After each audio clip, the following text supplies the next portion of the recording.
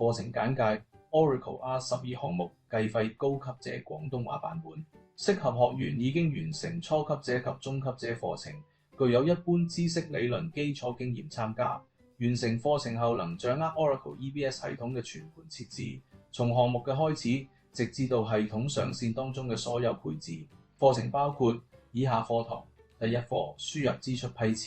第二課創造同釋放收入，第三課運行會計程序，第四課審查稅務分類代碼，第五課定義發票格式，第六課生成、審批同發布發票，第七課進行調整並重新生成發票，第八課定義並分配計費分機，第九課瀏覽自動會計窗口，第十課項目間計費，第11課說明貨幣期權嘅定義。香港艾力老師從2000年開始喺香港從事 Oracle EBS 功能顧問工作，具有深厚嘅項目實施經驗，技術涵蓋財務、生產、供應鏈及客戶關係管理。所有線上課程分為數個不同嘅階段。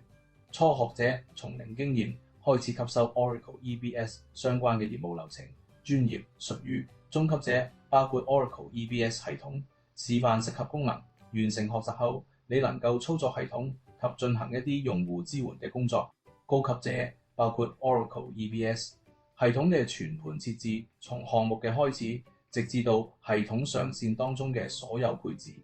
我估線上課程嘅好處即係咧，一不論何時何地，你可以利用你嘅手提電腦不停學習，冇時間及地理嘅限制；二可以喺你公餘嘅時候自行進修，所有線上課程皆可重複觀看；三從基礎理論系統操作到高級配置，提供相關嘅唔同課程供各位學員學習；四一般學員從新手直至做精通成為功能顧問，大約需要個2個月時間。